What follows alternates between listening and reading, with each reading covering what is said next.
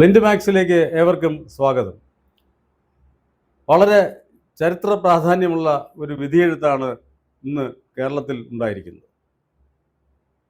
10 വർഷത്തിന് ശേഷം UDF 10 മടങ്ങ് ശക്തിയോടുകൂടി കേരളത്തിൽ അധികാരത്തിൽ വന്നിരിക്കുന്നു. ഇതിൻ്റെ വിജയശില്പി ആരാണ് എന്നൊരു ചോദ്യമുണ്ട്. ആ ചോദ്യത്തിൽ തർക്കമെന്നുള്ള കാര്യമല്ല, പക്ഷെ എന്നാലും അങ്ങനെ ചർച്ച വേണ്ടി വരുന്നത് ചിലരെങ്കിലും അതിൻ്റെ അവകാശവാദം ഉന്നയിക്കാൻ ഇടയുണ്ട് എന്നുള്ളതുകൊണ്ടാണ്. ഇതുവരെ ആരും ആ അവകാശവാദം ഉന്നയിച്ചിട്ടില്ല. അതിന് കാരണമുണ്ട്. കാരണം അങ്ങനെ ഒരു അവകാശവാദം നേരത്തെ ഉന്നയിക്കാനുള്ള ഒരു ഉൾക്കരുത്ത് അല്ലെങ്കിൽ ഒരു ആത്മവിശ്വാസം അങ്ങനെ അവകാശവാദം ഉന്നയിക്കാൻ സാധ്യതയുള്ള നേതാക്കന്മാർക്ക് ആർക്കും ഉണ്ടായിരുന്നില്ല എന്നുള്ളതാണ്. പക്ഷെ ഒരാൾക്ക് മാത്രം ഈ ആത്മവിശ്വാസം ഉണ്ടായിരുന്നു. ആ ആത്മവിശ്വാസം പ്രകടിപ്പിച്ച ആളാണ് VD സതീശൻ എന്ന് പറയുന്ന ആൾ. കഴിഞ്ഞ 5 വർഷം പ്രതിപക്ഷ നേതാവായിരുന്ന VD സതീശൻ. ഈ തെരഞ്ഞെടുപ്പിൻ്റെ നായകൻ ആരെന്ന് ചോദിച്ചാൽ, UDFൻ്റെ നായകൻ ആരെന്ന് ചോദിച്ചാൽ അദ്ദേഹമായിരുന്നു. നാം കണ്ടതാണ്. അദ്ദേഹം നിയമസഭയ്ക്ക് അകത്ത് നടത്തിയ പോരാട്ടം മാത്രമല്ല, പുറത്ത് നടത്തിയ പോരാട്ടങ്ങൾ, ഏറ്റവും ഒടുവിൽ തെരഞ്ഞെടുപ്പ് പ്രഖ്യാപിക്കുന്നതിന് മുമ്പും പ്രഖ്യാപിച്ചതിന് ശേഷവും അദ്ദേഹം നയിച്ച യാത്രകൾ, അതിൽ അദ്ദേഹം ഉന്നയിച്ച പ്രശ്നങ്ങൾ, അദ്ദേഹത്തിൻ്റെ നിലപാടുകൾ, ഇതെല്ലാം തന്നെ അദ്ദേഹത്തെ ഒരു വലിയ ജനനായകനാക്കി മാറ്റി എന്നുള്ളത് നാം കണ്ടതാണ്. കാരണം മലബാറിലൂടെ അദ്ദേഹത്തിൻ്റെ യാത്ര കടന്നു വരുമ്പോൾ ഉണ്ടായ ജനവികാരം എല്ലാം തന്നെ നമ്മൾ സൂക്ഷ്മമായി നോക്കിക്കൊണ്ടിരുന്നതാണ്. അങ്ങനെ ഉള്ള ഒരാളുടെ അവകാശവാദം എത്രമാത്രം ശരി എന്നുള്ളതിനെക്കുറിച്ച് ചർച്ച ചെയ്യുക എന്നുള്ളതാണ് ഞങ്ങളുടെ ഇന്നത്തെ ഉദ്ദേശം. എന്നോടൊപ്പം രാഷ്ട്രീയ നിരീക്ഷകനായ ശ്രീ A. വഹീദുണ്ട്. അദ്ദേഹം ഇതിനെ വളരെ സൂക്ഷ്മമായി വിലയിരുത്തുന്ന ഒരാളാണ്. ഈ വളരെ പ്രധാനപ്പെട്ട 3 കാര്യങ്ങൾ സതീശൻ പറഞ്ഞത് 100% ശരിയായിരിക്കും, 101% ശരിയായിരിക്കും എന്ന് വേണമെങ്കിൽ പറയാവുന്നതിൽ അദ്ദേഹം ഇന്നൊരു പത്രസമ്മേളനത്തിൽ അത് ആവർത്തിക്കുകയും ചെയ്തു. ഞാൻ പറഞ്ഞതെല്ലാം ശരിയായില്ല. എന്താണ് അതിന്റെ? അദ്ദേഹം പറഞ്ഞത് ഈ തെരഞ്ഞെടുപ്പിനെ സമീപിക്കുമ്പോൾ 3 പ്രധാനപ്പെട്ട അവകാശവാദങ്ങൾ അദ്ദേഹം നടത്തിയിരുന്നു. ഞങ്ങൾ 100-ലേറെ സീറ്റിൽ വിജയിക്കും എന്നുള്ളതായിരുന്നു ഒന്നാമത്തെ അവകാശവാദം. രണ്ടാമത്തെ അദ്ദേഹത്തിൻ്റെ അവകാശവാദം ഒരു ഡസനിലേറെ മന്ത്രിമാർ ഇവിടെ തോൽക്കും, അവരെ തോൽപ്പിക്കും എന്നുള്ളതായിരുന്നു രണ്ടാമത്തെ അദ്ദേഹത്തിൻ്റെ അവകാശവാദം. മൂന്നാമതായി അദ്ദേഹം പറഞ്ഞത് 4 ജില്ലകളിലെങ്കിലും സമ്പൂർണ്ണ വിജയം നേടും. അത് ചിലപ്പോൾ 5 ജില്ലകളിലേക്കും ആകാം. ഇത് 3ഉം അദ്ദേഹം പറഞ്ഞതുപോലെ തന്നെ സംഭവിച്ചിരിക്കുന്നു. അതിൽ ഇപ്പോൾ 100 എന്ന് പറഞ്ഞാൽ 102 സീറ്റിലെത്തുന്നു. 1 ഡസനിലേറെ എന്ന് പറഞ്ഞാൽ 13 മന്ത്രിമാർ തോൽക്കുന്നു. പിന്നെ 4 ജില്ലകൾ സമ്പൂർണ്ണ വിജയം എന്ന് പറയുന്നതിൽ അത് 5 ജില്ലകളെന്ന് തന്നെ പറയാം, സമ്പൂർണ്ണമായി വിജയിക്കുന്ന ഒരവസ്ഥ വരുന്നു.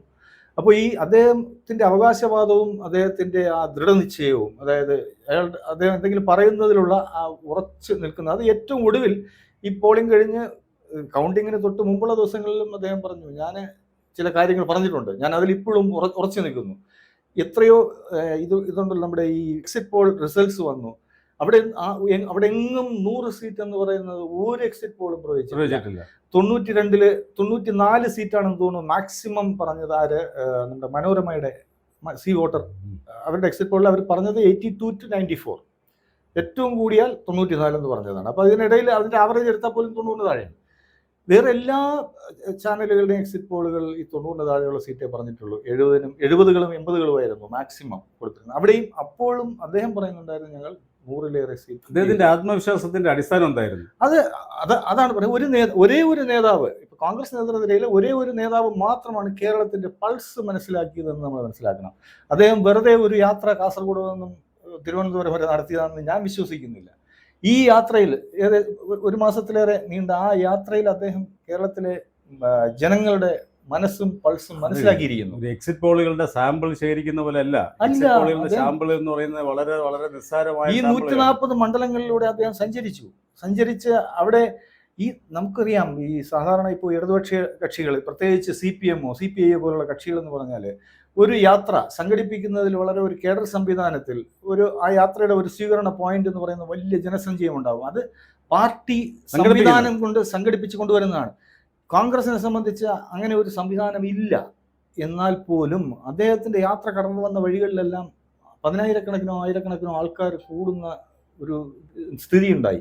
അതിൽ നിന്നെല്ലാം അദ്ദേഹം റീഡ് ചെയ്ത കാര്യമാണ് ഇവിടെ കേരളത്തിലെ മൊത്തം ജനങ്ങളുടെ മനസ്സ് ഞങ്ങളോടൊപ്പം വരുന്നു എന്നുള്ള അതിൽ നിന്നുള്ള കാൽക്കുലേഷനാണ് അദ്ദേഹത്തിൻ്റെ 100 സീറ്റ് എന്നുള്ള വാദം. ഇതിൽ തന്നെ എനിക്ക് തോന്നുന്നു ഒരു എക്സിറ്റ് പോൾ കഴിഞ്ഞതിന് ശേഷവും അദ്ദേഹം ആത്മവിശ്വാസം കൈവിട്ടിട്ടില്ല എന്ന് മാത്രമല്ല, അദ്ദേഹത്തോട് ചോദിച്ച ചോദ്യങ്ങൾക്കെല്ലാം അദ്ദേഹം പറഞ്ഞു ഞാനത് അദ്ദേഹം 3 കാര്യങ്ങൾ പറഞ്ഞത് മാത്രമല്ല, അദ്ദേഹം ആവർത്തിച്ച് പറഞ്ഞുകൊണ്ടിരുന്ന ഒരു കാര്യമുണ്ട്, അത് നമുക്ക് ഇതിനോട് കൂട്ടിച്ചേർത്ത് പറയേണ്ടതുണ്ട്. അദ്ദേഹം പറഞ്ഞു UDF ജയിച്ചില്ലെങ്കിൽ ഞാൻ വനവാസത്തിന് പോകുന്നു. മാധ്യമപ്രവർത്തകർ വീണ്ടും വീണ്ടും അദ്ദേഹത്തോട് ചോദിച്ചുകൊണ്ടിരുന്നു. വീണ്ടും ചോദിക്കുമ്പോഴല്ല അദ്ദേഹം എന്താണ് അത് ആവർത്തിച്ചുകൊണ്ടിരുന്നത്. ആത്മവിശ്വാസം, ഞാൻ പറയുന്ന വാക്ക് മാറ്റില്ല, ഞാൻ പറഞ്ഞാൽ വാക്ക് മാറ്റില്ല. അദ്ദേഹത്തിന്റെ ഈ പുതുയുഗ യാത്രയിലൂടെ അദ്ദേഹം നേടിയെടുത്ത ഒരു ആത്മവിശ്വാസമാണ് ഒന്ന്. അതിനോടൊപ്പം അദ്ദേഹം പറയുന്നുണ്ടായിരുന്നു 1 ഡസനിലേറെ മന്ത്രിമാർ ഇവിടെ തോൽക്കും.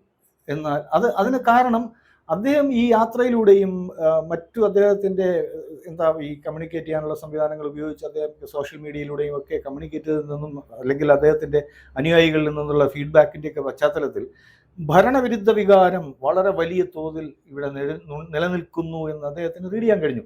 അതിൻ്റെ പശ്ചാത്തലത്തിലാണ് അദ്ദേഹം പറഞ്ഞത് മന്ത്രിമാർ 1 ഡസനിലേറെ തോൽക്കും. 20 മന്ത്രിമാർ മത്സരിക്കുന്നു, 13 പേർ തോൽക്കുന്നു. മുഖ്യമന്ത്രി അടക്കമാണ് 20 പേര് മത്സരിച്ചത്. കഴിഞ്ഞ തവണ 11 മന്ത്രിമാർ മത്സരരംഗത്തുണ്ടായപ്പോൾ ഒരേ ഒരു മന്ത്രിയാണ് തോറ്റത്, ശ്രീമതി മെഴ്സിക്കുട്ടിയമ്മ. അത് ഒരു പ്രത്യേക ഒരു സാഹചര്യത്തിലാണ്, താങ്കൾക്ക് ഓർമ്മയുണ്ടാവും, ആഴക്കട മത്സരത്തിന് വിവാദം.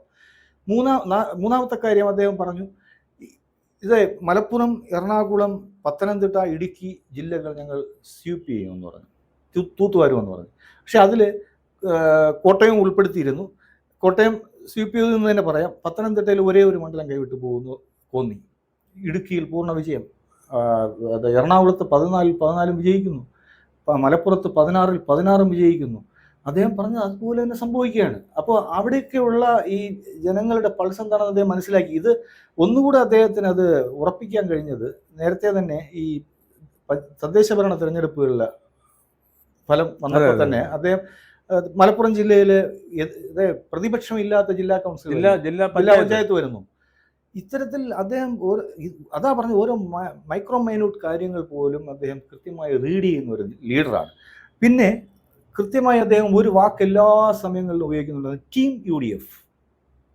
ഒരിടത്ത് പോലും അദ്ദേഹം UDF എന്ന വാക്ക് പോലും പറയാറില്ല, ടീം UDF എന്നേ പറയാറുള്ളൂ. അദ്ദേഹം അതിൽ പറഞ്ഞത് ടീം UDF എന്നാൽ UDFിലെ ഘടകകക്ഷിയോ അതിലുള്ള അംഗങ്ങൾ മാത്രമോ അല്ല, ഇതിന് പുറത്തുള്ള അത് പ്രധാനപ്പെട്ട കാര്യമാണ്. അദ്ദേഹം പറഞ്ഞ ഒരു കാര്യം എന്ന് പറയുന്നത് ഇടതുപക്ഷക്കാർ പോലും ടീം UDFിലുണ്ട് എന്നുള്ളതാണ്. അങ്ങനെയാ പറഞ്ഞത്. അദ്ദേഹം പറഞ്ഞു ഇടതുപക്ഷക്കാരെ കണ്ടു കഴിഞ്ഞാൽ, മാർക്സിസ്റ്റുകാരെയൊക്കെ കണ്ടു കഴിഞ്ഞാൽ നിങ്ങൾ അവരെ പിണങ്ങരുത്, അവരോട് അവരെ പിണക്കരുത്, അവരെ കണ്ടാൽ പുഞ്ചിരിക്കണം എന്നൊക്കെ പറഞ്ഞു. അവരിൽ നിന്നുള്ള വോട്ട്. അപ്പൊ ശരിക്കും പറഞ്ഞാൽ വിശാലമായ ഒരു ജനാധിപത്യ ബോധം, പ്ലാറ്റ്ഫോം ഉണ്ടാക്കി എടുത്തുകൊടുക്കും അദ്ദേഹത്തിന്റെ നേതൃത്വത്തിൽ. ശരിക്കും കേരളത്തിലെ UDFിന്റെ, അതായത് സാധാരണ പറയും മുന്നണി വിപുലീകരണം, അത് പൊതുവെ എങ്ങനെയാണ് സംഭവിക്കുന്നത്? മുന്നണി വിപുലീകരണം എന്ന് പറഞ്ഞാൽ 1, 2, 3 കക്ഷികളെ കൂടെ ചേർത്തിട്ടാണ് വിപുലീകരിക്കാറ്. ഇദ്ദേഹത്തിൻ്റെ കൺസെപ്റ്റേ വേറെയായിരുന്നു. ഇദ്ദേഹം മറ്റ് സാമുദായിക ഘടകങ്ങളെ ഇതിനെ മറ്റ് കക്ഷികളിലെ, മറ്റ് പക്ഷത്തുള്ള കക്ഷികളിലെ ജനവിഭാഗങ്ങളെ എങ്ങനെ UDFിൻ്റെ പക്ഷത്തേക്ക് കൊണ്ടുവരാമെന്നുള്ളൊരു സ്ട്രാറ്റജി വരികയും അതിൻ്റെ അതാണ് അദ്ദേഹം വിസ്മയം എന്ന വാക്കുപയോഗിച്ചുകൊണ്ട് പറഞ്ഞു ഇനിയും വിസ്മയം സംഭവിക്കും. ആ വിസ്മയങ്ങളുടെ ഭാഗമാണ് വി കുഞ്ഞികൃഷ്ണൻ്റെ, PK ഗോവിന്ദൻ മാഷിൻ്റെ, പിന്നെ നമ്മുടെ ജി സുധാകരൻ്റെ ഒക്കെ 3 സീറ്റുകൾ LDFിൻ്റെ കോട്ടയിൽ നിന്നും 2 സീറ്റും അമ്പലപ്പുഴ എന്ന് പറയുന്ന LDF ജയിച്ചുകൊണ്ടിരിക്കുന്ന ഒരു സീറ്റും പിടിച്ചെടുക്കുന്ന അദ്ദേഹത്തിന്റെ വിസ്മയത്തിന്റെ ഭാഗമാണ്. അദ്ദേഹം ഈ വിസ്മയം എന്ന് പറഞ്ഞത് മറ്റ് വിഭാഗങ്ങളിൽ നിന്ന് ആൾക്കാരെ കൊണ്ടുവന്ന് നമ്മുടെ കൂടെ നിർത്തുക വിജയത്തിലെത്തിക്കും എന്നുള്ള ശുഭാപ്തി വിശ്വാസം മാത്രമല്ല, ഈ 3 സീറ്റ് മാത്രം ജയിച്ചു എന്നുള്ള മാത്രമല്ല, ഇത് ഈ 3 സീറ്റിനുണ്ടാക്കിയ ഇമ്പാക്ട് വളരെ വലുതാണ്. മറ്റു പല മണ്ഡലങ്ങളിലും, കണ്ണൂരിലൊക്കെ വളരെ വലുതാണ്, ആലപ്പുഴയിൽ തന്നെയാണ്.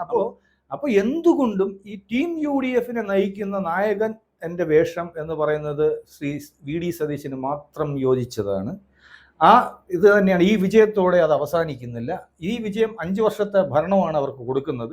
ഈ 5 വർഷത്തെ ഭരണ സംവിധാനത്തെയും നയിക്കാനുള്ള ഒരേ ഒരു അർഹൻ തർക്കം വരുന്നില്ല. അപ്പൊ ഇനിയൊരു തർക്കത്തിന്റെ സ്ഥാനം എങ്ങനെ തർക്കം? മുഖ്യമന്ത്രി ആര് എന്നുള്ള ചർച്ചയ്ക്ക് പ്രസക്തിയില്ല. എവിടെ നാച്ചുറൽ ചോയ്സ് എന്ന് പറയുമല്ലോ, നമ്മുടെ ഒരു എന്താ പറയാ സ്വാഭാവിക തെരഞ്ഞെടുപ്പ് എവിടേക്കെന്ന് പറഞ്ഞാൽ അത് സതീശനിലേക്ക് ചെന്ന് നിൽക്കുള്ളൂ. അപ്പോൾ അത് VD സതീശൻ തന്നെയാണ് അതിന് പൂർണ്ണ യോഗ്യൻ. വേറെ ആരെങ്കിലുമൊക്കെ ഇത് ക്ലെയിമുമായിട്ട് വരുന്നെങ്കിൽ വളരെ അനാവശ്യമായ ഒരു സംഗതിയാണത്. അതിന് ആർക്കും യോഗ്യതയില്ല. എന്തായാലും ആ ചർച്ചയും അവസാനിക്കുമെന്ന് തോന്നുന്നു. കാരണം എന്തുകൊണ്ടെന്ന് വെച്ചാൽ അങ്ങനെ ഒരു ചർച്ചയ്ക്ക് ഇനി ആരെങ്കിലും ധൈര്യപ്പെടുകയാണെങ്കിൽ, അങ്ങനെ ധൈര്യപ്പെടാൻ ആരെങ്കിലും തയ്യാറാവുകയാണെങ്കിൽ അത് ഒരു പക്ഷേ അസംബന്ധമായിരിക്കും എന്നുള്ളത് വെറും അസംബന്ധമായിരിക്കും. മാത്രമല്ല, ഇപ്പോൾ കോൺഗ്രസിനെ സംബന്ധിച്ച് മുഖ്യമന്ത്രി പദം അലങ്കരിക്കാൻ യോഗ്യരായ ആൾക്കാരുണ്ട്, ഒന്നിലേറെ ഉണ്ടെന്നുള്ളത് സത്യമാണ്. പക്ഷേ ഈ തെരഞ്ഞെടുപ്പിലൂടെ ഈ വിജയം നേടിയെടുത്ത 10 വർഷം മുമ്പ് ഭരണത്തിൽ നിന്ന് പുറത്താവുകയും കഴിഞ്ഞ 5 വർഷം മുമ്പ് രണ്ടാമത് തോൽക്കുമ്പോഴേക്കും UDF എന്ന സംവിധാനം തന്നെ അവസാനിക്കുന്നു എന്ന് പറയുന്ന ഒരു ഘട്ടത്തിലാണ് ഇദ്ദേഹം നേതൃത്വം ഏറ്റെടുക്കുന്നത്. അവിടെ നിന്നും അദ്ദേഹം 102 സീറ്റിന്റെ വിജയത്തിലേക്ക് എത്തിക്കുന്നവരെയുള്ള അദ്ദേഹത്തിന്റെ യാത്ര, ആ യാത്രയിൽ വളരെ വിജയകരമായ യാത്ര അവസാനിപ്പിച്ച് നിർത്തിയിരിക്കുന്നു. ആ യാത്ര ഇനി 5 കൊല്ലത്തെ ഭരണം മുന്നോട്ട് കൊണ്ടുപോകാനുള്ള യോഗ്യത അദ്ദേഹത്തിന് മാത്രം ഉള്ളതാണ്.